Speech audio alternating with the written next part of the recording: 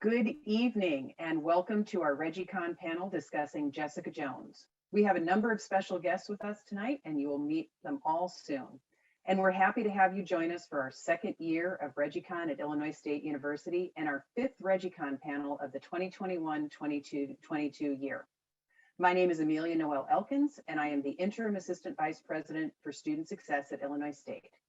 We are particularly thrilled tonight for you to join us at this historic moment for our country occurring during the celebration of Women's History Month. This week, we have witnessed Judge Gatanji Brown-Jackson, who I am honored to call a classmate from college, demonstrate grace under pressure during more than 20 hours of questioning as a part of her nomination process to serve as the next Associate Justice of the United States Supreme Court. Before we begin the panel, just a few details to keep everything running smoothly for all of you in the audience. Please know that this session is being recorded and will be archived on the ReggieCon website. Also, if you need confirmation that you attended tonight's ReggieCon event, we will post a link to a form for you to submit a request for confirmation of attendance. While presenters' video and audio are on, we cannot hear or see any guests. However, we will be monitoring the Q&A function, so we encourage you to ask questions of the presenters.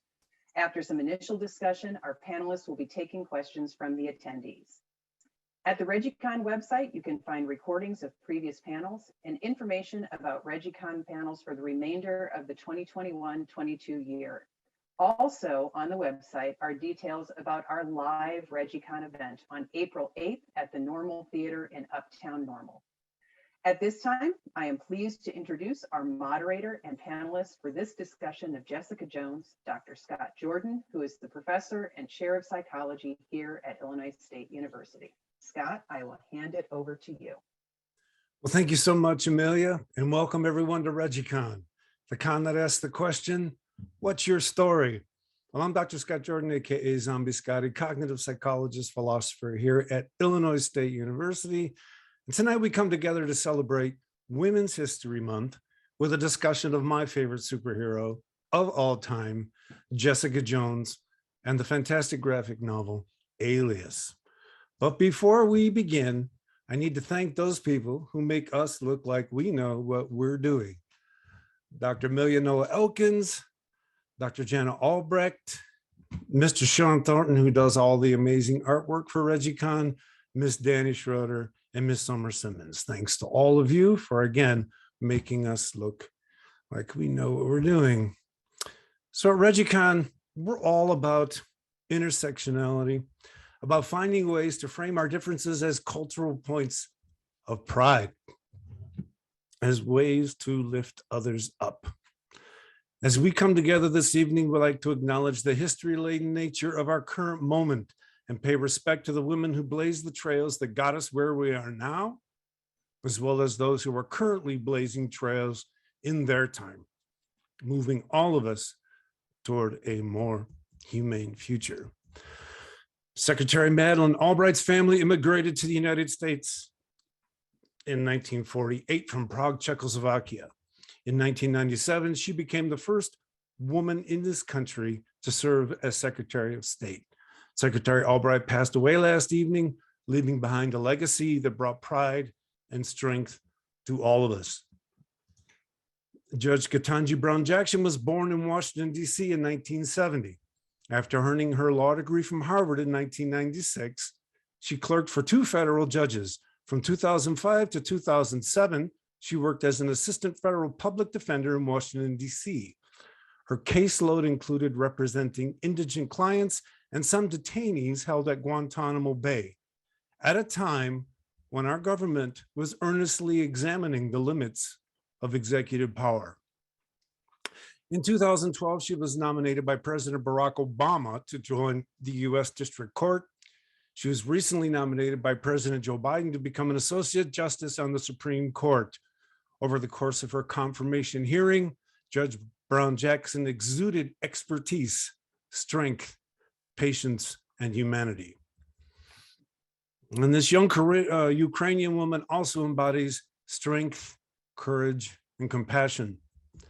As all of us move through our lives, dealing with the struggles we encounter on our path, let's uplift all of our lives by remembering those women who have committed their lives to struggling on behalf of all of us. So a few things to announce before we jump into the discussion of Jessica Jones. On Friday, April 8th at the Normal Theater, ReggieCon is sponsoring a free showing of the movie Black Panther. The QR code on that image there will take you to all the details. However, if you look at my background in speaker mode, you should be able to see the same QR code just next to Jessica Jones. And I've been assured that that QR code will take you to the details. As part of this ReggieCon live event, which is our first one, we're also holding an art contest. The details for how to enter that contest are also available at that QR code. And we'll be holding an awards ceremony that evening at 6 o'clock, just prior to the beginning of the movie. Also, for those of you who are in town, Mr. Alex Simmons, who we met last month, will be doing an event as part of Com Week, a collaboration with ReggieCon, from 3 to 5 o'clock in the old main room. It's part of a series called The Man Behind the Comics. Entrance is free, and please, if you can, attend.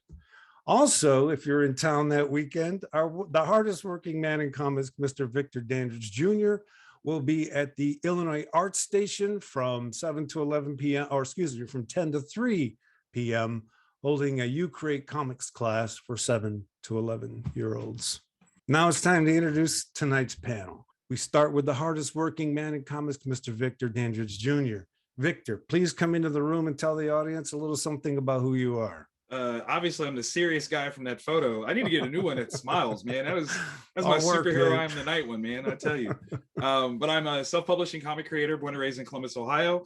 Phenomenological narratologist, as dubbed by this crew here, and also called the hardest working man in comics, Victor Dandridge. Absolute pleasure to be a part of the ReggieCon crew, and super excited to have this conversation about a very trailblazing comic series and character. Fantastic. So glad you're here. Thank you. And joining the ReggieCon crew this evening, the one, the only Dr. Vanessa Hintz. Vanessa, please come on in and tell us a little something about who you are. Thank you. Good morning. Oh my gosh, that's where my mind is. Listen. Good evening, everyone. That's how today has been. Good evening, everyone. My name is Vanessa. I'm a licensed clinical psychologist in the Milwaukee, Wisconsin area. Very happy to be part of the crew this evening. Also very excited to talk about Jessica Jones and all things badass women. There you go. All righty then. And also on the ReggieCon crew, my colleague and partner in crime and all things nerdy, Dr. Eric Wesselmann. Eric, please come in and tell the audience a little something about who you are. Hello, good to see you all. I'm Eric Wesselmann, a professor of social psychology at Illinois State University. I primarily study the dynamics of social inclusion and exclusion in daily life, but I also love having nerdy academic discussions about popular culture narratives, and I just can't get enough of hanging out with these fine folks. Oh, vice versa, man.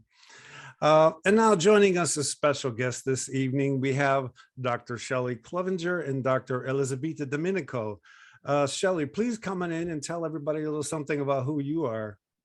Good to see you. Okay. All right. Now everybody can see me. Hi, I'm Dr. Shelly Clevenger. I am the department chair for the Department of Victim Studies at Sam Houston State University in Texas. And I am super excited to be here. I love Jessica Jones, and I love merging my criminology, victimology with comics. Fantastic. And our other special guest for the evening, Dr. Elizabeta Domenico. Elizabeta, please come in. I suspect it's like 1:12 in the morning where you are. Yeah, I'm Please a tell little bit everyone who you sleepy, are. so please excuse me if I will do some mistake. I'm Dr. Elizabeta Domenico. I teach history of comics at Ulm University of Milan, and I'm starting on postdoc at the University Complutense of Madrid. And I work basically on dystopia. I studied bad places in fiction and tried to use them to underline bad places in reality. So that's a perfect environment for me. Thank you so much for having me tonight. No, we're so absolutely thrilled you're here and everyone else is here. I got to tell you, I said Jessica Jones is my favorite. I loved watching some of you fall in love with Jessica Jones reading what you read for tonight. So we're just going to jump into it. I do know that there's a rumor that the guy who drew Jessica Jones covers, David Mack, might be here. Thank you very much. I got you. Yeah, appreciate it. So if the crew backstage can let us know if David Mack shows up in the room, we'll bring him in. So we're just going to start. I was amazed at the diversity of pictures you all chose. I guess we're just going to start with Vanessa's. That's the order I put them in. So Vanessa, the floor is yours. Thank you so much. Okay. So so I was one of those people that Scott just referenced. Like, this was my first time interacting with Jessica Jones in any way. And I literally read this entire thing in one sitting. And then I text Scott, I said, I need more, please, thank you. So this was one of the panels that I really stuck with me for a number of reasons. One, just we see like Luke Cage's very muscular back, which makes me, I love it. Okay, I love it. But the fact that he's sitting up straight, you know, he's not slouched like Jessica Jones is. Her face is sort of shadowed. She's covering herself up after they just did what they did. You know what I'm saying? Now we got to be covered up because we're done. But one thing that one reason that this frame really caught my eye is because I think it's just a unfortunate, for lack of a better word, visual representation of the way that women are not allowed to celebrate their sexuality or to be happy with sex unless they're doing it to make a baby or with their like life partner. She wanted to have sex with Luke Cage because she said she wanted to feel something. And I think that oftentimes we sort of pathologize that. And I think that there are some instances where, you know, having sex to feel can be pathology. I think that in more instances, though, it is the result of these sort of patriarchal views about sexuality. So we should feel bad about having sex if there's not a purpose. And when I say we, I mean women. I identify as a cisgendered woman. And so when I say we, I'm talking about women. And so this panel to me, just like, you don't see Luke Cage trying to cover up. You don't see him hunched over, you know what I'm saying? But she, you know, she sort of, we see that with her, there's this sort of almost shame that I picked up from this, and even in the way that she's sort of describing it here in the text. So that was the reason that I love this panel. And I just want to tell everybody, like, you have sex if you want to. Well said. You have sex if you want to. Well said. Does anyone want to follow up on that? Now, you know I do, but I'm gonna let everybody else go first. No, jump in. Listen, okay, so first and foremost, sis, I love you because I asked for that page. And I told Scott him was no. like, nope, somebody already picked it. I was like, now who done took my page? Who done took it? You have a very beautiful take on this one.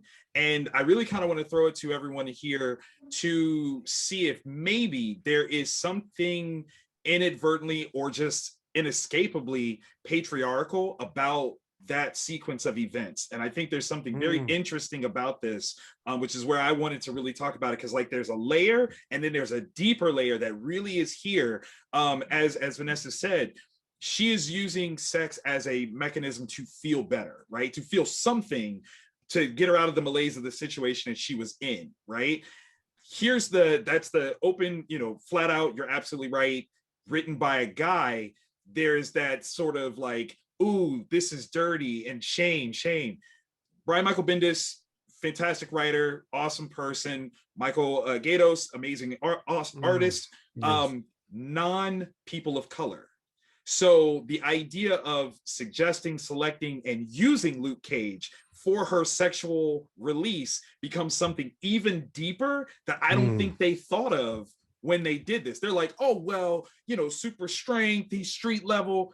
There is a Mandingoism that they have actually created by having her make this choice, and specifically saying in the context of this thing, he's going to feel bad later.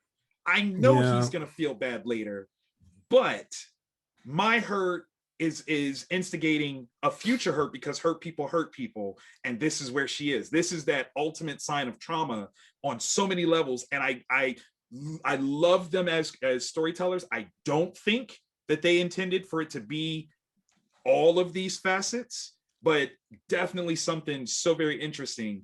Particularly as a historic note, and again, y'all know I'm super geeky. In this book here, Marvel Year in Review 2000-2001, you guys should check this out. There's a passage here that talks about how that particular issue was a problem for the printer of Marvel Comics at the time. They refused to print it because of that sequence of events. Yeah. They wouldn't specify exactly what it is. They said content, but this was printed in Alabama at the time. And there's a number of contextual ideas that, was it because it was pro-sex? Was it because it was interracial sex? Was it because the type of sex that was suggested it being had? So many different contextual things about that sequence. So Vanessa, I'm so jealous of you for bringing that up, but thank you for that though. I got to tell you, the first time I was on a panel with Stanford Carpenter, it was on who defends the defenders. And he and I got in a side argument about Jessica Jones precisely because of this sequence. And everything you guys said is correct. In other words, all of those levels of meaning are there.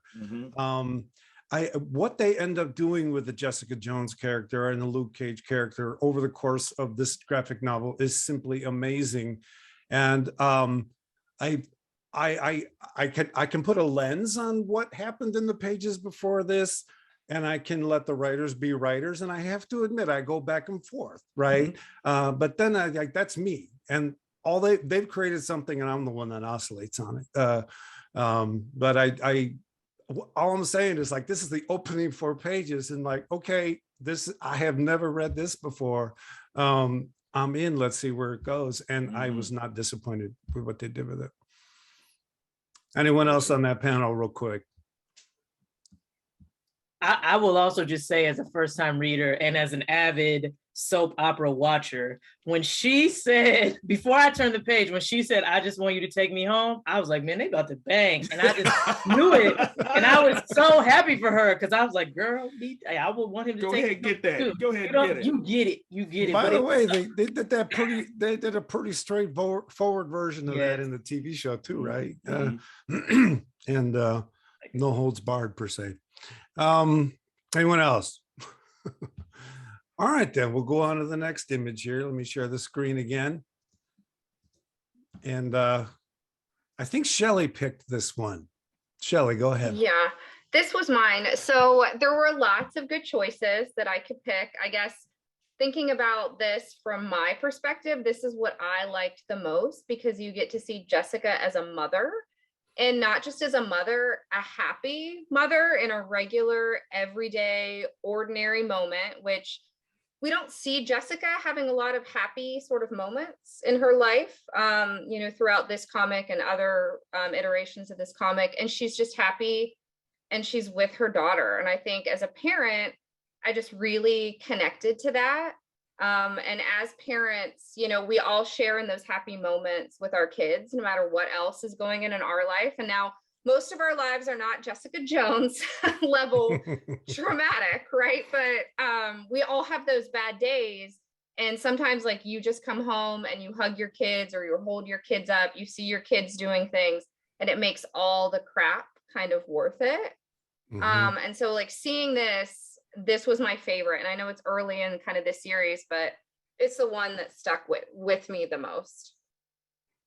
Yeah, when you sent this, Vanessa sent what she said, someone else sent what they sent. It's like, damn, this is a complicated character. We're seeing all of it, right? We're seeing all of it. And I think, even how they used her to reveal things about the Avengers, or say things about the Avengers that we usually don't hear.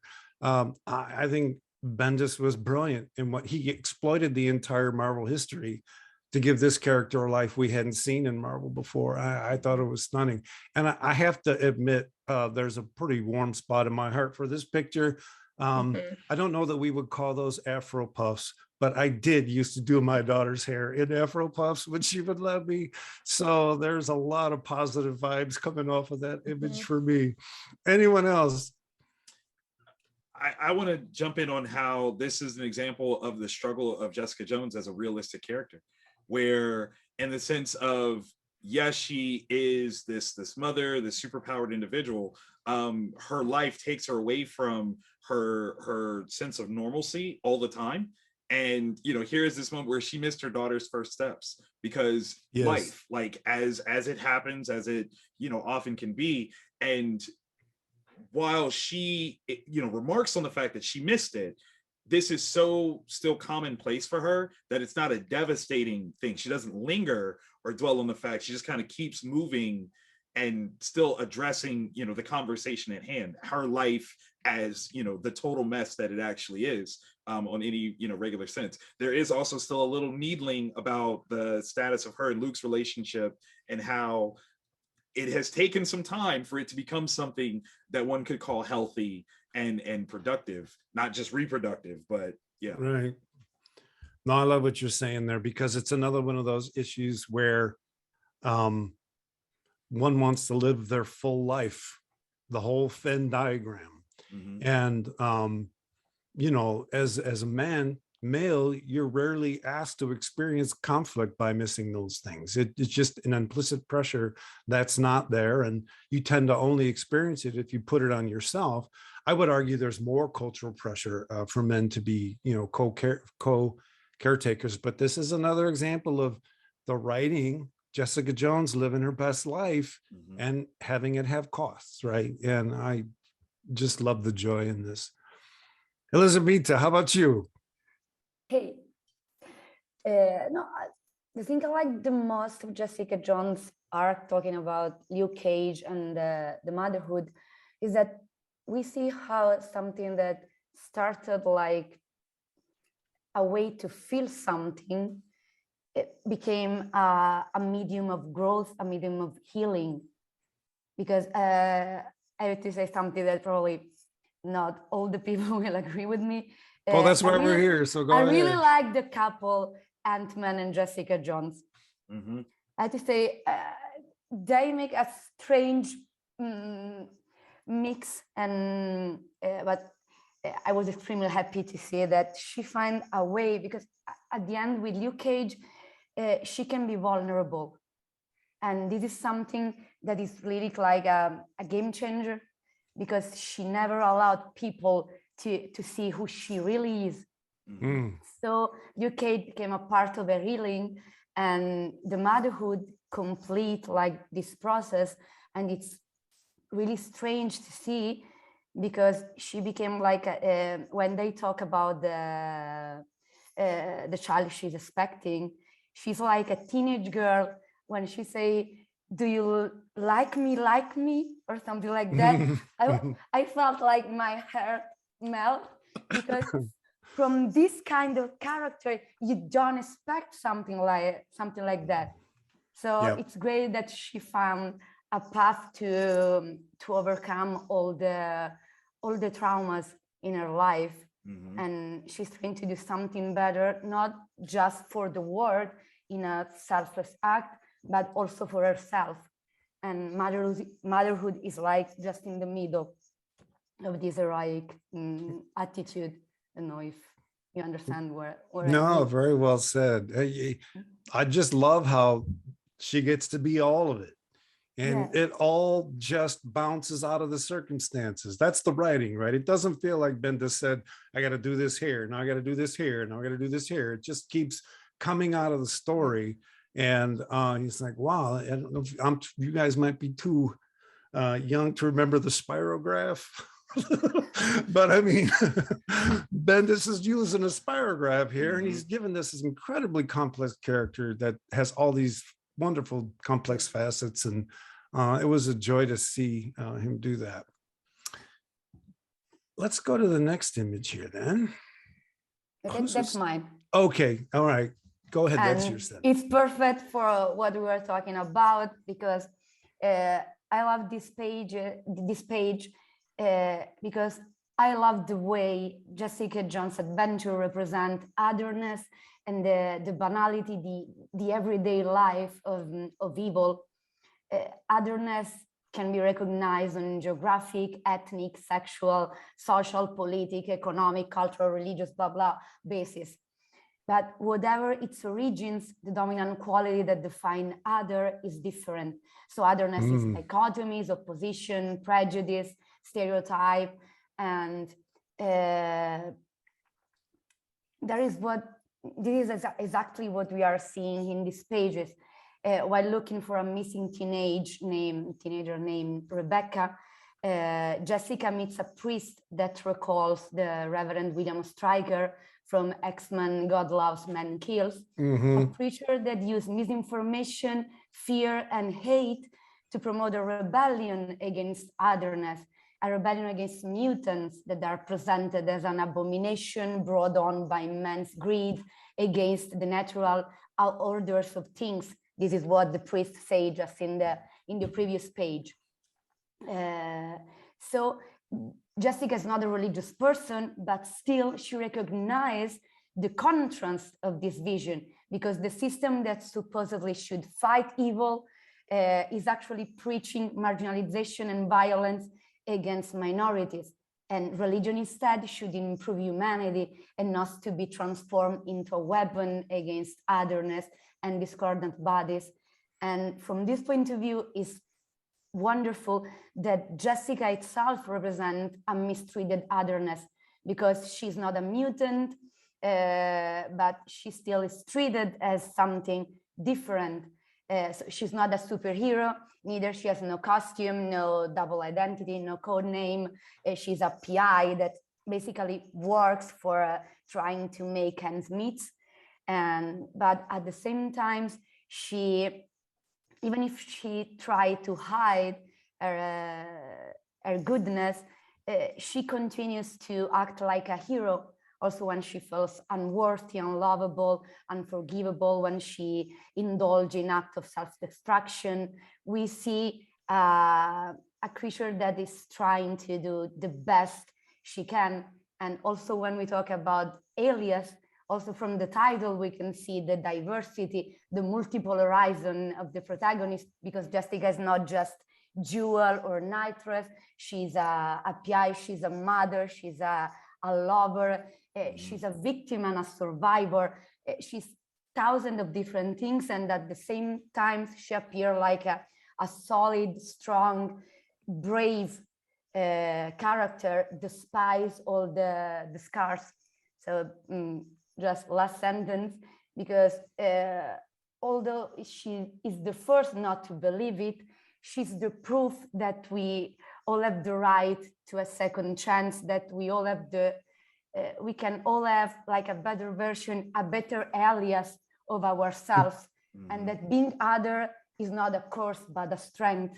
And in this page, when she tried to defend mutants, I don't know, she's amazing. Anyone want to respond to that? I do, because I almost picked this one. Okay. Because so when I was reading this resonated for me. I'm in Texas, where Texas has waged a war on transgender children and transgender individuals. And so this for me was a good parallel to what's going on politically in Texas, where churches have been, preaching against transgender individuals. And so it reminded me that no matter what we're talking about, people are always going to find some people to hate, regardless, and this is fiction, right? And mutants are fiction, but yeah, it resonated with that. And the people who are supposed to be the most forgiving and the most kind are often the people who are spouting hate. Yeah, it's fiction, but at the same time, it perfectly reflects the fight in our daily life, because in this way we are like supporting marginalization, violence. We are justifying hate against minority instead of creating a collaborative environment, instead of feel empathy for all the struggle people are in. Also religion, our politics, information, find a way to create an enemy. And the problem is that once you create one type of enemy, you just need to change some characteristic, and you have a perfect way to attack every kind of otherness, because everyone can be dangerous for a reason, and everyone can be transformed into an enemy of status, family, moral, and blah, blah, blah. Well, one of the sick ironies of everything you've just said is that quite often people in these hate groups keep themselves in them because the people in them like each other. And the hate is a way to actually strengthen their in-group relationships. Eric, is that something you might want to talk about? I didn't mean to put you on the spot, no, man. it's fine. I just sort of like shifted into lecture mode there.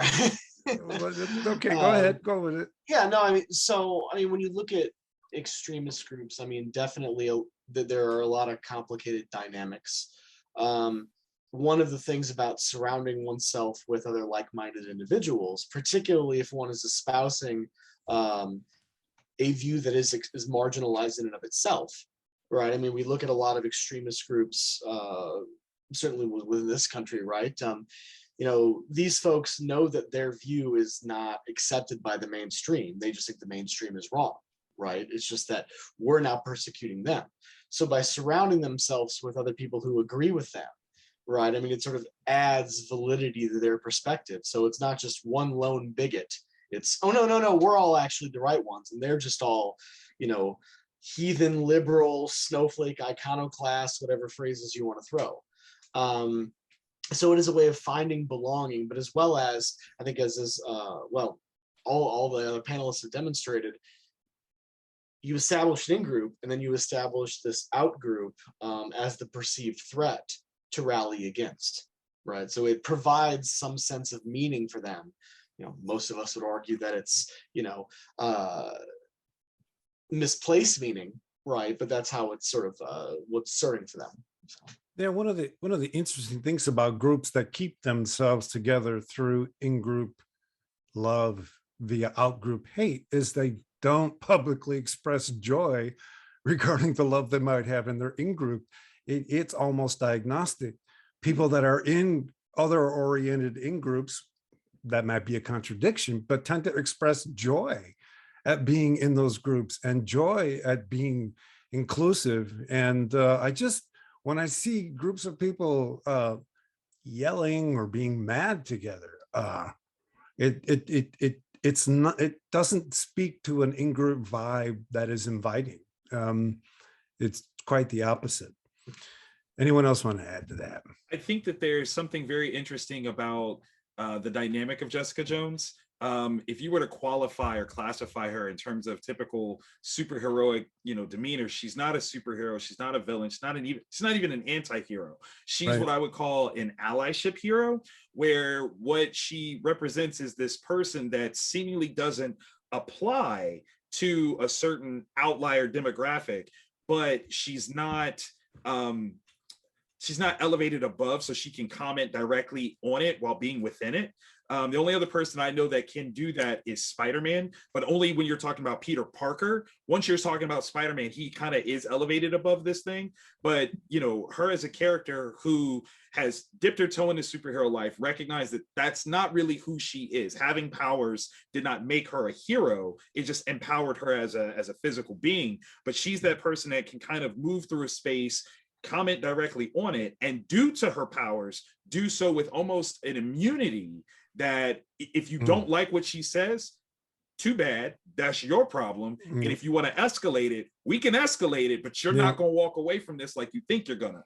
And so she becomes this fantastic ally that doesn't necessarily lead with her power, but leads with, you know, truth. Like as a private detective, that's the thing that she always leads with, is the truth. Whether it's beneficial to, you know, your psyche, your ego, or any of that is secondary. This is the truth, and I'm going to tell you, and I'm going to be that person. I don't care if you don't like it. That's the truth. And I just say I appreciate that you use the word ally as someone who works like in the equity and inclusion space. And I think that that's one thing I love that you just said it like that, because I think I was really drawn to Jessica Jones, and I don't know why. I'm like, what is it about this white lady? You know what I'm saying? Like, really drawn to her, and I think it is that because I think this conversation about othering is interesting, because when you think about like bigotry and exclusion and marginalization, it's not the othering, it's the devaluing. It's everything that is other than me is less than. And so I think that, true allies don't act colorblind or don't act like we're all the same. True allies like Jessica Jones are like, this is what I think, and that's it. If you think something else, cool, I'm gonna keep it moving though. You know what I'm saying? Yes. And I think that is something that when we think about sort of, again, that sort of us and them is not necessarily a bad thing. It's okay to celebrate difference. What I think is the enemy is the devaluing that happens. And I think that Jessica, we see her, she often devalues herself, but we don't really see her do, you know what I'm saying? Like in these different instances, we don't see her necessarily doing that to other people, except maybe those people who were taking the drugs. I don't remember the people with the foreheads, like, which I was okay with that, the people with the foreheads. But you know what I'm saying? Generally, we don't see her devaluing other people regardless of what they're doing. No, I love what you just said there, because it admits to othering, right? We do have in groups, but they don't have to be but groups, right? They can be and groups, right? And appreciating and-ness, if I can go that way, is a part of what ReggieCon's all about, right? We all have a crew we're with, and that doesn't mean that has to have a but relationship to any other crew. And trying to model that, trying to have the conversations we have here where we may not agree on stuff, but showing the world that there is difference and we can all get along is what we're all about. So that's fantastic. All right. Anyone want to comment anymore on this image? That's such a good one, though. Okay, we're going to go to the next one. I'm not sure whose that is. It looks like that's Eric's. Eric. Okay, well, so I'm a big film nerd. And so there was a lot about, I'm not going to read all the dialogue, I'm just going to unpack the page here. But this book is a great example of how comics can be more than just superhero stories. Although, let me be clear, the superhero stories are my jam, right? But I do appreciate some variety in the genre. And in this case, the stories happen to take place within the superhero universe, but the narrative tropes are not the typical superhero action story. Right. So in the introduction to the first trade, this comic is described as noir, referencing the film genre of the same name. Yep. And so I, of course, used this opportunity to break into all of my old film books and do some research on film noir. And sort of some of the tropes that come up in film noir, as well as other sort of detective stories, right? These films typically feature protagonists who are cynical or otherwise feel alienated in some way, or othered, as we've been describing. And we get a lot of their thoughts via narration. And so some film scholars have argued that these films are characterized by a mixture of dark shadows and bright contrasts. And it's just this paradox constantly going back and forth. As well as sort of the paradox of the oppressive claustrophobia and also isolated feeling of urban environments. So, and we certainly see elements of all of these things in the issues of Alias. This 2-page spread that I pulled out of the first issue, I feel like nicely employs a few of the sort of more visual tropes that you see in film noir. So we first have this establishing shot in the upper left corner, which is also a full bleed page to the edges, which is contrasted to the rest of the 2 pages, which are some more traditional panels and gutters separating them. This shot has this just awesome distance between the two of them, right? It's not like, thinking about in my office, I might have the chair closer to my desk and there's this very, this gulf between them. And then you have the trope of the Venetian blinds casting shadows in the background, which is just very cool. And many noir stories start with a client coming into the detective's office and that, tells the story to put the events in motion. So here's Jessica saying, start from the beginning and take your time. And it's that take your time speech balloon which really stuck with me, because then when you get to the rest of the 2-page spread, you have this time playing out in this interesting juxtaposition of ways. You have the sort of upper set of panels with Jessica, which is sort of moment-to-moment transitions, right? Which are static images to sort of show the juxtaposition of time. And then below it, you have sort of in parallel this subject-to-subject transition, like in a movie that would be a cut back and forth in a conversation. And you have it here just going parallel. The overlap between these, the dialogue balloon connects it. So your eyes are kind of going up and down, left and right. We have the potential client telling her story, with each panel transition zooming in closer and closer into a choke shot, which film and comic scholars will talk about how that sort of zoom increases the emotional connection and the intensity of the moment. Now, as we get closer, we see that character's emotions, concern for her sister, get very intense. Now, in true detective and film noir fashion, we'll find out later things are not what they seem. And the entire time you just have Jessica just sitting there, taking it all in. We have no idea what she's thinking. There's no change in facial expression or body language. The only change, and I had to look at these multiple times with a zoom, is the plume of smoke from her cigarette. Yep. I had to squint to see if the cigarette got any smaller to indicate a passage of time, and it didn't. But in a lot of detective stories, right, the main character puts the pieces together throughout the story and only occasionally lets the audience know what's going on until the final reveal at the end. And then we see that happen throughout Alias. So I don't know, I just very much geeked out film-wise about these stories. Yeah, anyone else want to respond to that frame, that page? This is a masterclass in comic storytelling. As Eric broke down the different visual cues that are inherently shown in this are huge. The way that the bleed is taking on that first panel is actually very common in manga. So like they'll actually use that as an intro point, and then the rest of the page kind of tells story on top of that. And that's what this does really well. I love that you called it moment to moment aspects ratio in terms of those panels of Jessica.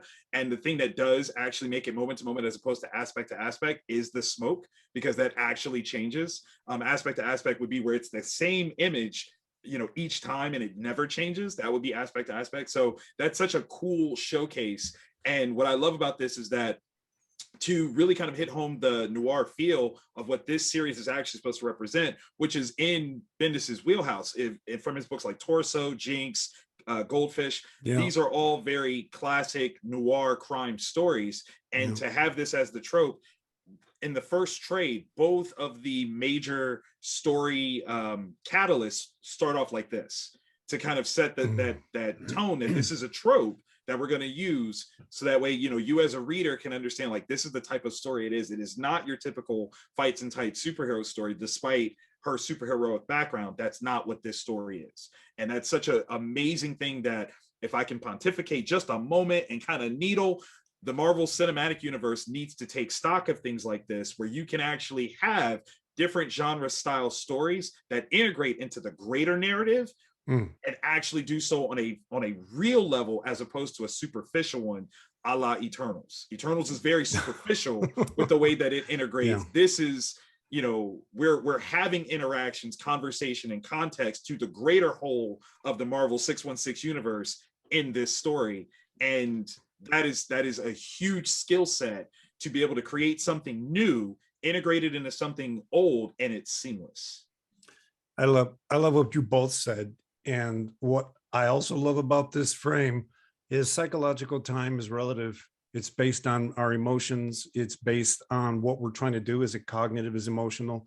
And you can feel Jessica Jones in a cognitive state, and you can feel the client in a very emotional state. Mm-hmm. And all you got to do is make them bigger and do the noir things like Eric pointed out, and you actually feel those different psychological states. I think that's one thing we don't often talk about with comics, is the phenomenology of what you're experiencing comes through lived life, not through an analytic process in your head that you think about it and then you experience it. Anxiety and the calm over the course. Mm-hmm. So I have I guess a bit of a surprise for you all. It turns out that Mr. David Mack is actually here. So Give me just a second here. Welcome to ReggieCon, David Mack. So given that you're here, I got to do the intro I had planned, all right? So let me do this intro. Oh, that's not me fanboying. That's, Sure. David Mack, as you know, gave life to Jessica Jones in the covers, in the cover art, also in the intro and outro art on the Netflix series. And David, I just have a quick question. As I look at your work, I really notice a heavy reliance on purple.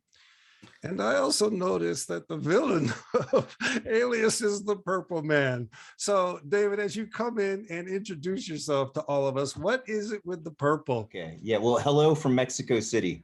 Hello. And sorry, I'm a little late. I was in traffic here. It was rush hour. But happy to be here, and I really enjoyed listening to everything you were discussing so far. Very cool, very cool. So we're so glad you're here. So what's with the purple?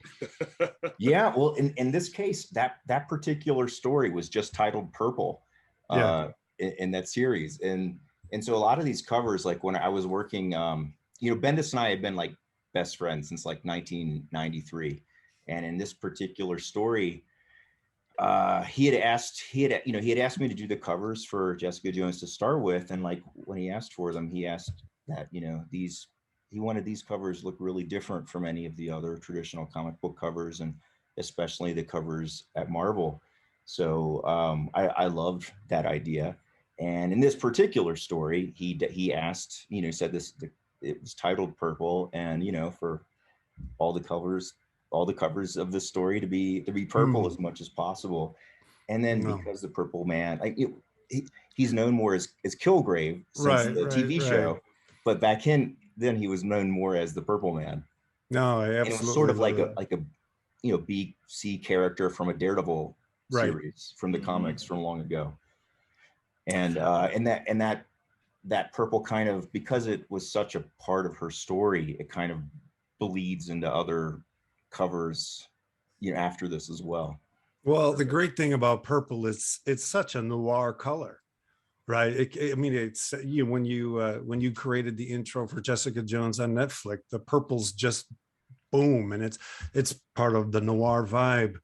Before we go any further, I just want to let the audience know a little something about your accomplishments, if that's okay. We can see you blush, so please don't turn off your camera. So David Mack began publishing Kabuki in 1994 with Caliber Press, and later moved the series to Image Comics. It's now released through Marvel Comics imprint Icon Comics. He completed the first book, Kabuki Circle of Blood, while still in college. Mack has also worked on such Marvel comic publications as Daredevil, Alias, of course, New Avengers, and White Tiger. He was nominated for a 2020 Eisner Award in the category of Best Painter, Digital Artist, and Best Cover Artist. Can you update me on the status of those nominations? Yeah, I would say I've probably been nominated for about 10 to 12 Eisner Awards, I would guess. Early on, I had like some Kirby Awards and Harvey Awards back when those awards existed. The UK Eagle Award. I got the Inkpot Award a couple years ago. That was nice. That's awesome. Oh, thank you. That's awesome. For this is probably the biggest award. For the Jessica Jones opening titles, I was nominated for an Emmy. So I got to go to the Emmys. Oh, fantastic. And, all the Emmys parties and stuff, which was really cool. Were they good parties?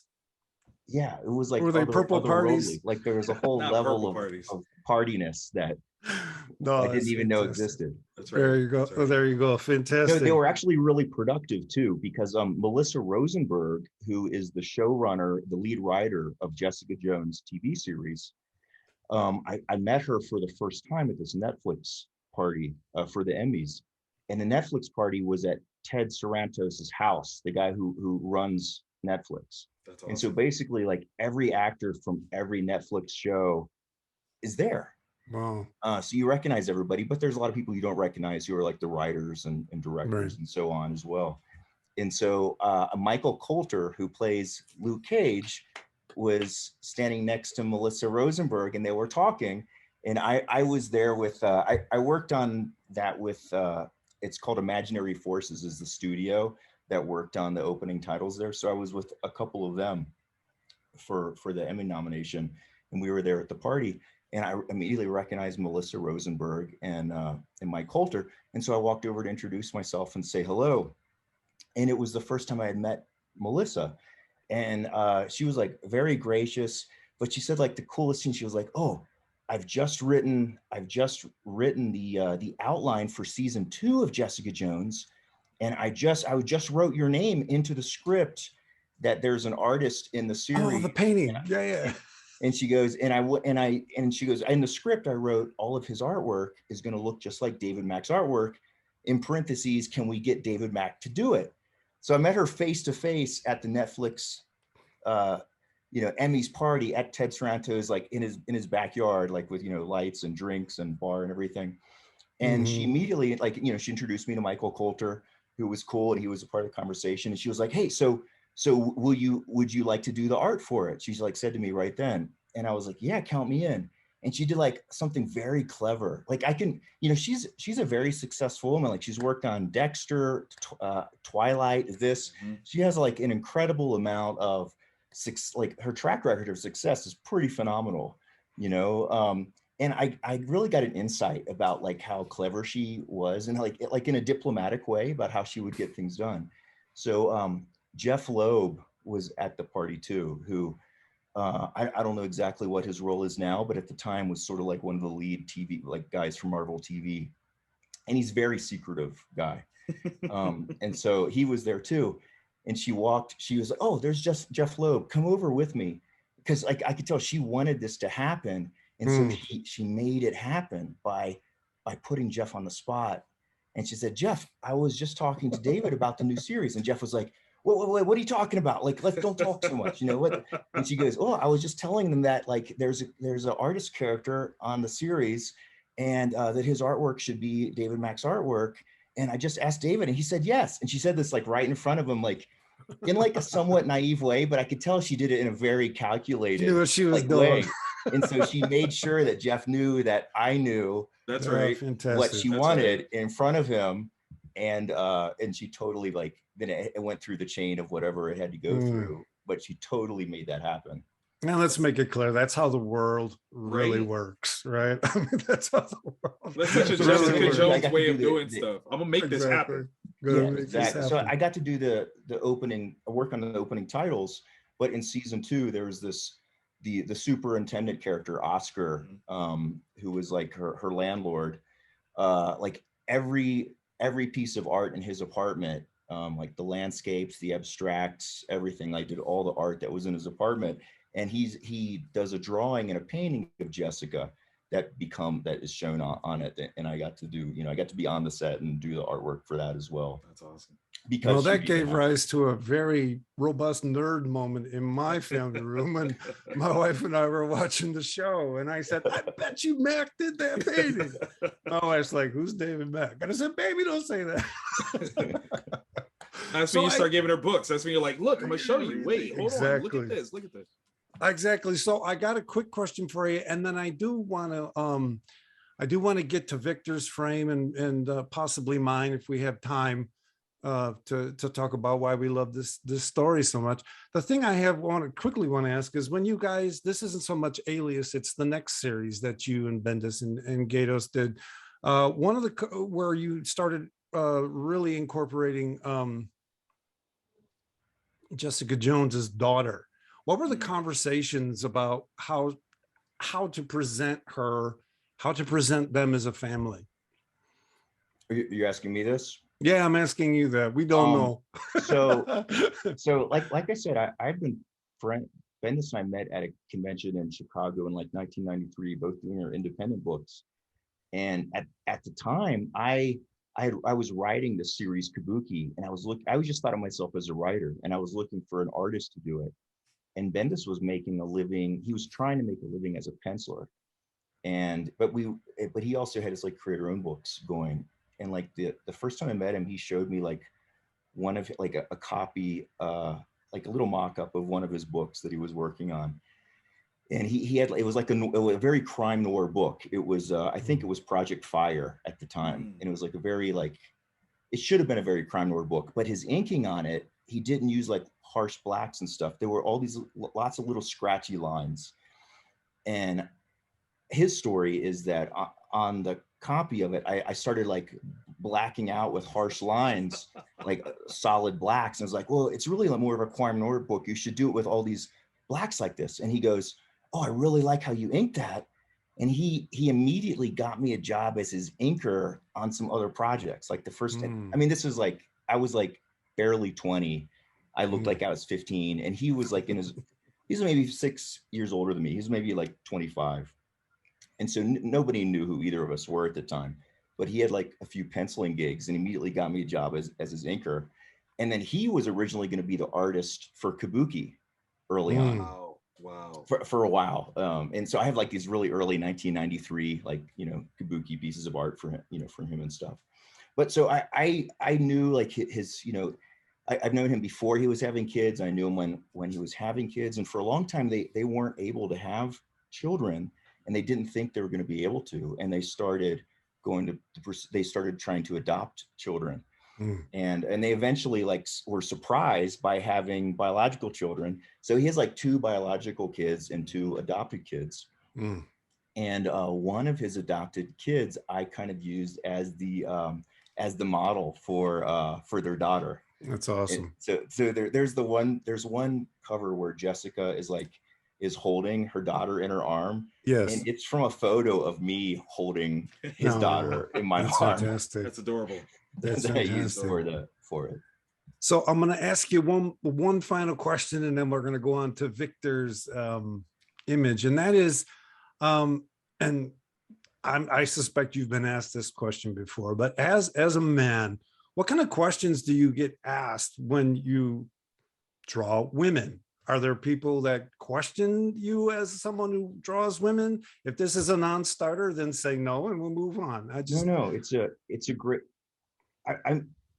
I usually get a lot of the questions about writing women as well, like especially when I was writing Kabuki. It was a female protagonist, and my thinking about when I was writing it is that I felt like I was a big fan of autobiographical comics, but when I was writing it, I was so young that I didn't feel unself-conscious enough to write a fully autobiographical comic. And I felt like if I did, I would fall into the trap of making the main character sort of an idealized version of myself. And I thought that I would feel like people would think it was me or something. And so I thought, like, when I was doing Kabuki, if I could make a certain amount of things different, if I made the main character a different gender and put it in a different part of the world, in a different culture, I could write through the lens of that. But hopefully people wouldn't look at it and see me. Hopefully it could be universal enough that people could look at it and see themselves in it. And I wouldn't feel self-conscious about it, but I could put personal things in it, and it would still, come through in a way that people could feel the truth of it, but in a way that they would relate to for themselves. And I didn't want to feel they were looking at me about it. Right. It's kind of that idea of like, give a person a mask and they'll tell you the truth, Right. So Exactly. I kind of looked at it like that, but a lot of people started asking me like, oh, like, how do you think differently if you're writing for a woman versus a man or something? And I just never thought of it that way. I just always thought of it as like, you're just writing or drawing from like a human perspective. And what I thought was more important than looking through the lens of gender was looking through the lens. Most adults are shaped by formative times in their youth, and in their formative years. And I usually start with like, what does this character experience when they're young that's really shaping how they look at the world when they're older? And that's kind of how I approached all the characters that I would write, like whatever, gender or ethnicity, they were. And like, if you look at like all the characters, like I found that like this works in real life too. A lot of times people the adult versions of them are a product of a traumatic event that happened when they were younger at a formative time. And they often spend much of their adult life reenacting that traumatic event, but now in a way where they they are in control of it, because when they were younger, it's usually an event that they're not in control of. So they're both reliving it, but trying to correct it at the same time. And that kind of works with like a lot of the heroes, and like say like Batman, who has his experience with crime when he's young. He's not in control and his parents are killed, and he spends the rest of his adult life forcing an interaction with criminals, but now in a way where he thinks he's controlling the situation more. And you know, in Daredevil, where you know he's blinded when he's young, and he spends the rest of his adult life. I mean, the Daredevil could really be like the origin of a supervillain instead of a superhero or something. But and a lot of these people will have physical characteristics that will be the mark of that traumatic event. In certain sometimes, you know, like Daredevil being blind or something. And so that's more in an exaggerated way with like Daredevil and Batman. But I felt like that happens with people, wherever they come from or whatever gender they are, and that often they're going through this adult situation of trying to rewrite something at the same time they're still enacting it in a way that they're trying to now exert control of it. And like that, so that's just one example of how I would just kind of look at them from like a human point of view. And like when I'm drawing it, it's kind of when I'm writing it, I'm always thinking of myself as a writer first, and the drawing is just kind of there to you know, best serve whatever the writing or the story or the point of view is. So well, if that's usually, the kind of drawing that's a backup, I'm in. It's some amazing work. Absolutely. So we got to take a moment for democracy here. We have 3 ways to go. One is Amelia, are there any questions? Or Jenna? We do not have any questions as of yet, but I'll encourage any of the attendees who are listening to please put your questions in the Q&A or in the chat. Excellent. So I don't want to deny any of these amazing panelists the opportunity to ask you a question. So Victor, if we can open the floor to more panelist questions of David, if that's cool, we'll do our best to get to your image. Does anyone have a question for Mr. Mack? And if we don't now, that's fine. Oh, go ahead, Victor. I have a commentary on what he just said. And I think there's something that's very special, precious, and nuanced about it that I want to make sure that everyone listening kind of takes away the point. It's very easy for creators, particularly male creators, to speak to this voice of trying to find the humanity in what we're creating and not specify. And there are some people that would definitely, cry foul to that and the, air of representation and what that means. And like David, I have written things that the character doesn't look like I do. And the point of it is not to dismiss the nuance of that character, but to seek the thing that is the homogenized voice in all of us. And that intent is something that sometimes can be overlooked because the creators look a certain way or identify a certain way. But as David outright said, the intent is this thing, and that should never be diminished because of what his presentation is of self versus what it is that he's created. I give mad props to that because it's so very important to acknowledge that what you're doing is you're trying to speak to an audience and not for an audience. And that's what the difference actually is. When it comes to that visual representation of the creator versus what they're putting in, they're talking to someone, never aiming to speak for. And that is why that is an absolutely appropriate move, as opposed to saying, oh, it has to be this way, or I have to be of this demographic to tell this story. Well, that's a really good point, Victor. I mean, I really look at if you're a writer and you have the opportunity to write a lot of different kinds of characters that come from different points of view, it's really like a lesson in empathy for yourself, because you really want to kind of see you want to learn from it. You want to try to see from this person's perspective and try to ask yourselves questions about this character is a great exercise for me because it's going to inform me about how they would react to the situation in ways that might be different from myself. And you get to kind of ask yourself this question. That's sort of the fun thing about writing, is kind of living in another character's skin. And then you kind of walk away. I almost feel this idea of the Hindu wheel of life, where you go through different lives, and then maybe you get a little higher in the plane each time.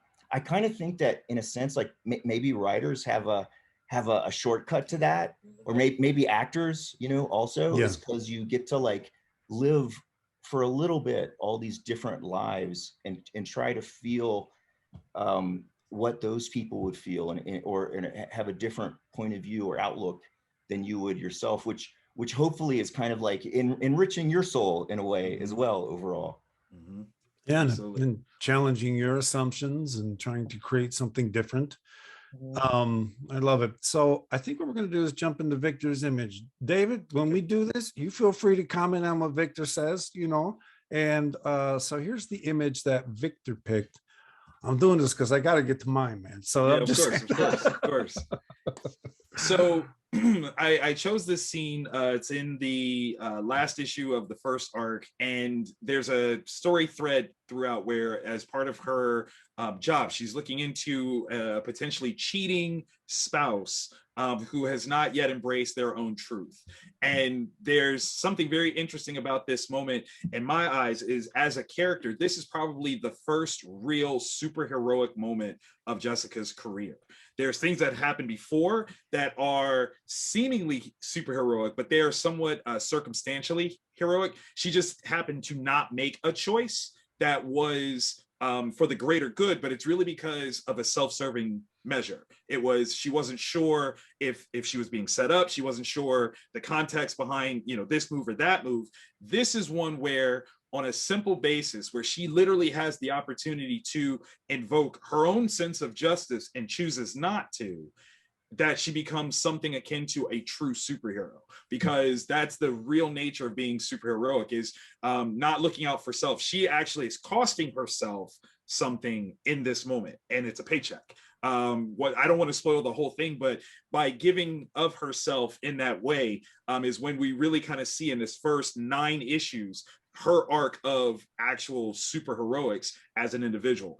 She denies it throughout the whole thing. We see her at some of the worst aspects of self, but when we get to the end, here comes this very human moment where she has the opportunity and almost the right to you know, do her job, really, and she chooses not to in favor of a humane act of compassion and conversation and actual help to this individual. So I thought that was such a great thing to kind of showcase for Jessica, the amount of character arc that happens in this one little graphic novel. And I say little, it's nine issues, but I mean, there are definitely bigger books on the shelf, but there's a huge range of change that happens. And I think this encapsulates the highest point of her superheroics in that first arc so perfectly. That's awesome. That look she's giving him there in the second row, that's basically a right hook. Yeah. Right. Yeah. I mean, it's all the strength of a bicep in a psychological space, and it knocks him for a loop. I mean, just a boom, boom, boom. It's all there. And then of course, she changed his life. And that one look changed his life. Yep. And that's heroic, right? For me, I love how that Jessica have what some might call small moments of heroism, right? Which are just these huge moments of humanity. And they don't play out in big fights across the cosmos. They play out in a coffee shop or wherever this is, with a word or two here or there. Anyone else want to comment on this frame? I'll just say something that's not going to be anywhere near as deep as what Victor said. What I appreciate about this panel, this whole scene in this coffee shop is, as someone who is a therapist, this is exactly what happens to you. When people find out that you're a therapist, they want to ask you about everything of ever, and you like for free. And so I just appreciated the accuracy of this. When people find out you're a psychologist or a therapist, they start asking you questions about life. And let me just tell you, that's not cool, people. We get paid for that. So we get paid for that. Make the appointment. Make the appointment. Stop playing. No, I got to tell you, when people ask me what I do for a living and I tell them I'm a psychologist, the next person is, and I'm not a therapist, right? Because I don't want to hear your mess. I'm not at work. If you want to set up an appointment as a friend, maybe, but and I loved what you said there, Vanessa, about the authenticity of the psychology, right? And the lived life. I get to jump into my frame now. Wait, no. Elizabeth had something she wants. I didn't see that. I'm so I can't see all of you. Go ahead. a small thing. Another thing that is great in Jessica Jones' adventure is that even the villains or the bad guys have a soft spot sometimes. And in this case, the therapist is great because he has something really dark inside, an aggressive point of view. He's denying his true self. And Jessica Jones, as we said, like a small act of heroism, she saves him more or less. And at the same time, she also normalized something that was described before as a pervert. So it's great because everyone, superheroes and bad guys, have flaws, and at the same time they also have something good to root for. I love That's that poll. fantastic. That is huge, especially considering that as a therapist, you would think that that's an outcome or an end result that he would come to on his own. Yeah, but you should know. But doctors make the worst patients. It was so sensitive. All the description of all the talks, especially compared with what we read before. And it's just so easy to hide from yourself. You just tell yourself a story that's about something else, and you don't even see yourself. So Amelia, I see that. Was there a question? There was an attendee, Francesco, who had his or her hand up, but I don't see a question from that person right now. Okay, well, but if there is one, Francesco, please feel free to put it in the chat or put it in the Q&A. Excellent. Thank you so much. And now I am going to show you this frame is it's a close tie for my favorite frame in comics. The other one is from Christopher Priest's Black Panther, when Queen Divine Justice goes to Wakanda for the first time. But this one is, as Eric said earlier, this is my jam because this is my field. Basically, Jessica Jones is becoming completely vulnerable with Luke Cage about what it felt like to be under the Purple Man's control. And I'm not going to read all of it, but what I will highlight are some of the ways that Bendis nailed it when it comes to what it feels like to not be in control. For example, people who are diagnosed with schizophrenia have a very difficult time, or can actually tickle themselves because their brains don't track their own movements or own thoughts or own perceptions the way ours do. And in fact, that tracking that we do in our own brains is a fundamental form of othering. It allows us to have a self that looks out on a world. If we don't have that fundamental othering in our experiences, then we can't distinguish ourselves from the world, which is pretty much the life of an infant, right? So you've got the Purple Man who takes over Jessica Jones's mind and has her do all of these horrible things that she can never forget. And what I love here is how she talks about, look, Luke tries to tell her, anything you did while you were under his control, you're not responsible for. And she goes, well, yeah, you can say that, but it doesn't mean it doesn't feel like it. It was me. In the TV show, she is the one who punches the other character, right? And in this case, she was the one who did the acts that he commanded her to. And so what she's trying to explain to Luke here is that it's not about what I think about it, it's what it felt like to be in that space. And she even draws a little bit of attention to mental health. You tell a guy who's seeing stuff that it's not there, it doesn't matter, he still sees it. And there, as I've read this frame more and more, one of these days it'll be a t-shirt for me, I don't know.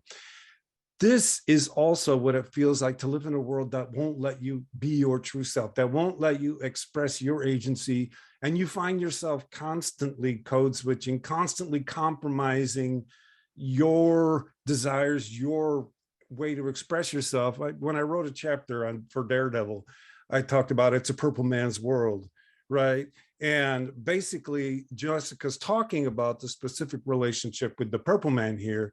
At the same time, this is what it feels like for people who could have said, don't talk to me like that, but didn't feel that they were in a space that would be safe to do that. and they just feel that purple man pressure, right? They just feel that identity compromise all the time. And so I remember reading this and just, you know, my wife wasn't in the room, so she couldn't see me jump up and down, but I just love it when art and, you know, and science get it. And this frame just got it for me, and I'll stop gushing. Scott, can I just say that was a word? That was a whole word. Drop the mic. Oh, you're so kind. And again, I want to say, like, you know, operating, first of all, being a Black woman in America, one. Two, operating in the space and working in the space of equity and inclusion. What you just said in terms of just because people tell you it's not happening doesn't mean you don't feel it. And I think that so many times when we're talking to folks about, you know, my expertise is in the area of racial equity and racial trauma. And when we're talking about trying to advance racial equity, and we talk about really people being responsible for their actions in our world, right? We talk about the difference between intention and impact. Just because you didn't mean to hurt me and you tell me you didn't mean to hurt me doesn't mean it didn't hurt. You know what I'm saying? And I think that there's also sort of, and I won't go too far into this, but I think also we can think about that as, you know, people who think in a cognitive space and people who feel from an emotional place. And when we're talking about being authentic, that is not a cognitive experience. That's a felt experience. Exactly. So when we think, and what you just said, whew, like I said, that was a word. That was I'm about to put that panel on my wall so everybody can see it when I'm on Zoom, because yes, a whole word. Well, you know what? Well, thank you so much. And one of the things I really try to work on is making people aware that they have to other to be. You have to, your brain has to create the world for you to be someone. If did not, you're schizophrenic. Then take responsibility for the borders you keep. And then we can start to talk to people in terms of what they have in common, because most of the borders we create are so vehemently othered as in right and wrong that everybody just puts the wrong button on the other and no one talks, right? So taking responsibility for the borders you create and keep is kind of the best we can do. And I actually find that helpful and exciting to think we can actually change. Remembering that the borders are not the issue, it's looking across the border and being like, those people are less than, you know what I'm saying? So I think that's the other thing that I think, you know, because the conversation we were having earlier when Victor was sort of talking with David about, you know, sort of getting at that humanity, right? So there is a beautiful, human existence is beautiful and we all share sameness.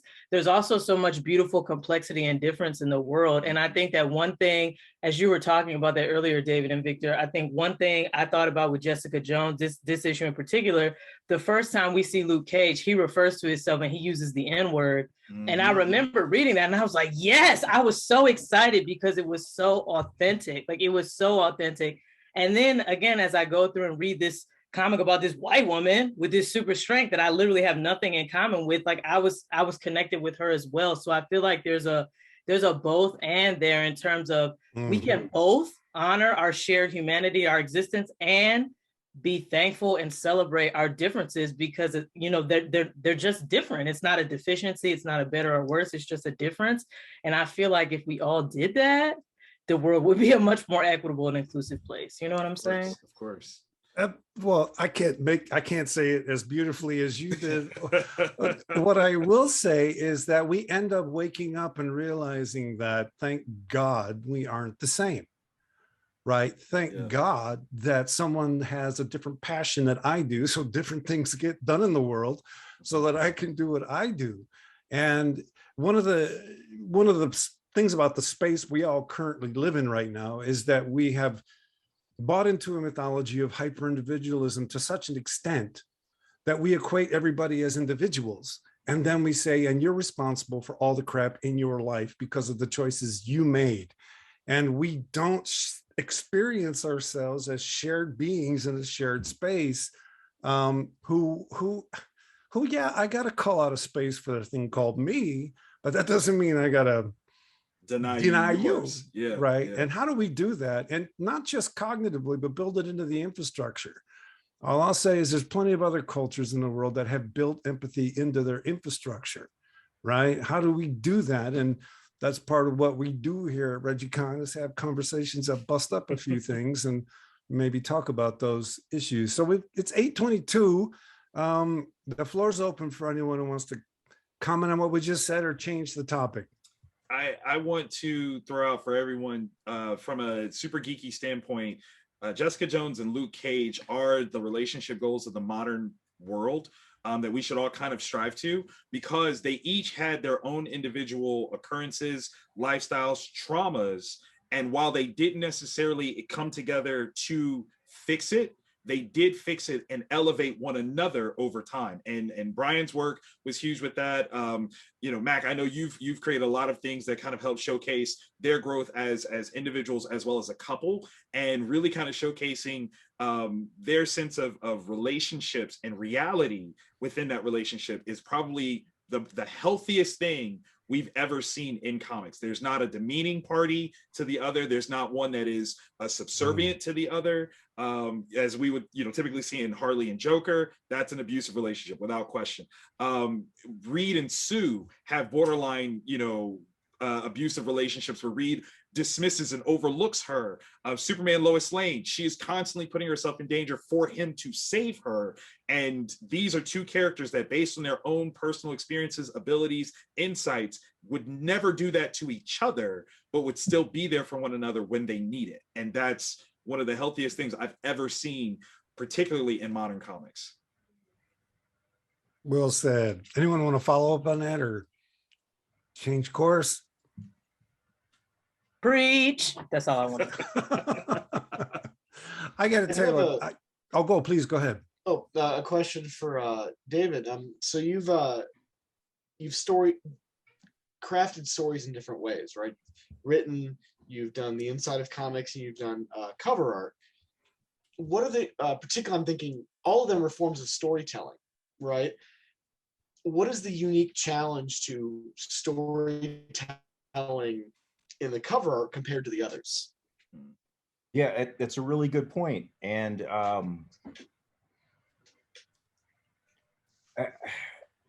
I've also done like opening titles and also like main titles that come at the end. Like for Captain America: The Winter Soldier, the film, I did the main titles of that, but in that one they come at the end of the film. So it's a different thing that you're trying to accomplish than if they come at the beginning. Like if I'm doing titles that come in front of a TV show or a film, you're kind of trying to set up the headspace for how people will want to look at it. So you're kind of like easing them into the world of it, but you're also hoping to get their attention, which is somewhat similar to what like a cover does for a comic book. I kind of look at the cover as like the doorway to the comic book. But they have really unique challenges. Like the cover, I think of the cover, most people think of the cover as just like the rectangle, the art is that rectangle that exists at. But I think of the cover it really is going to exist in its natural habitat that people first see it, which is either going to be on the shelf in a comic book store, or it's going to be a thumbnail size image online that they see.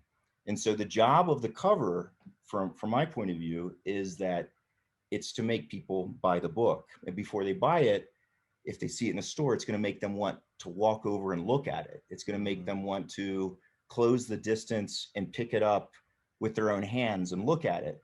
And if they're seeing it online, you want to distinguish yourself from all the other images online, and you want to make them click on that one image. And if it's on the wall in a comic book store, you have to realize it's not being seen on its own like one rectangle, it's being seen with 100 other books. So it's got to distinguish itself from all of those other books.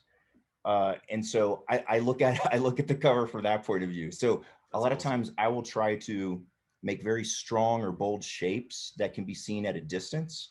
So if you're seeing it from across the room on the shelf, or if you're seeing it and it's a thumbnail size image online, I want the shape, even if you can't tell what it is exactly, I want the shape to be interesting. And another thing I try to do is I don't want it to blend into the image next to it.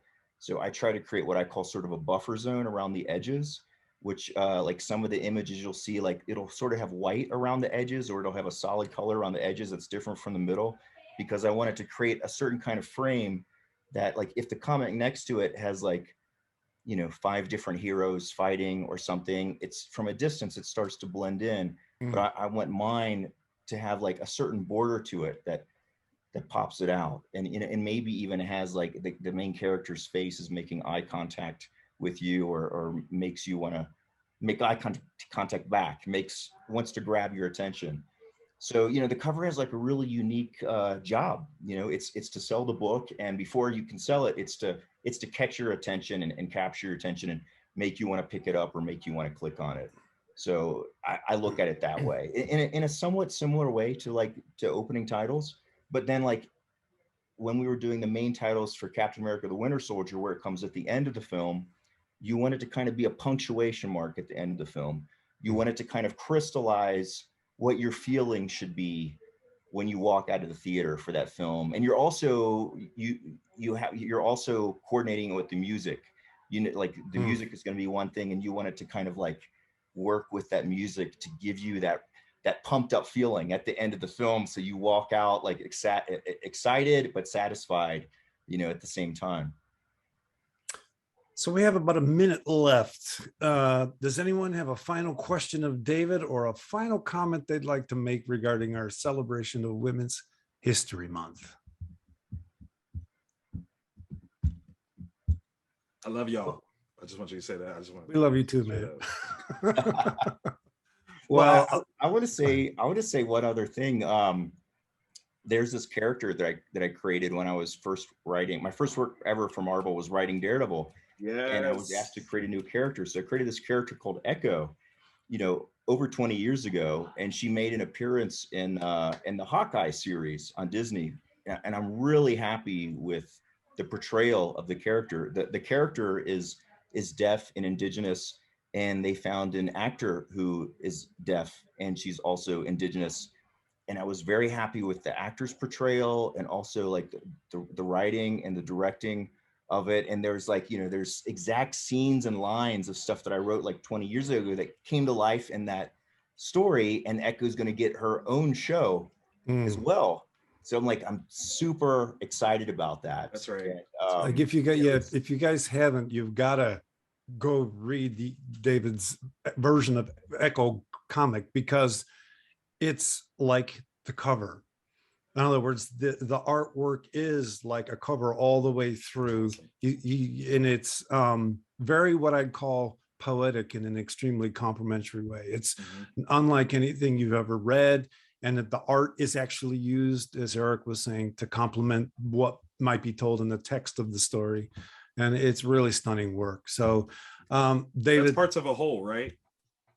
Yeah, that's the first Daredevil story I wrote, where she made her first appearance. Yeah. So go find that trade right now. But get all the numbers boosted up so he gets mad royalty checks. Let's go. There you go. Y'all heard it. There you go. Yeah, and there was another series where they initially asked me to write and draw an Echo series, which I did, but they ended up putting it inside the Daredevil series. It was Daredevil 51 through 55. But yeah, it's a female character, so that might fit into the topic here. But I also like that it's a character from a unique point of view, and it seems like all the casting that they're pointing out for the new Echo series, there's a lot of indigenous actors they're requesting for the casting. But I also love that there's the Echo is kind of a hero in the deaf community as well. I've taught at the school for the deaf in North Africa, Asia, and Europe, and like all of the deaf students love Echo, and so they're gonna be so excited that she has her own series next year. That's what we should talk about. Just throwing it out there. There you go. Fantastic. All right. Well, David, thank you so much for showing up. Panel, can we give David a round of applause for being here? Truly appreciate it. Absolutely. And great show. And to our special guest, Shelly Elizabeta, thank you so much. Thank you so much for having us. A great conversation. And to our ReggieCon crew member tonight, Vanessa, thank you so much for being there and for being here, there. And of course, Victor and Eric, love hanging out with you guys. Let me just quickly share my screen so I can, there's another way to frame a Mac print, and that's with an actual frame, on my wall, and, get the guy to sign it. Man, plug. Yeah, no, let me get through these. I'm sorry. So join us on April 14th at 7 p.m. for a celebration of Arab American Heritage Month, when we have it's called From Amulet to Squire with Sarah Alfaghi and Nadia Shamas. And it's called From Amulet to Squire because Sarah was part of the creative work of coming up with what amulet would look like. And then after that, she partnered up with Nadia and they created their own graphic novel called Squire. So we're going to have both of them here in April to talk about that. And then we'll end the year with my neighbor Totoro, which is just pure fun. So thanks to everyone for being here. Hopefully we'll see you next month. Don't forget to come see Victor in town Saturday, April 9th. And don't forget to come to ReggieCon. Black Panther free showing at the Normal Theater Friday, April 8th at 7 o'clock. Show up at 6 for the awards ceremony. We're giving out awards for ReggieCon fashion, ReggieCon music that students have been creating, and then ReggieCon art. And again, thanks for coming and have a good evening. Thank you so much. Bye-bye.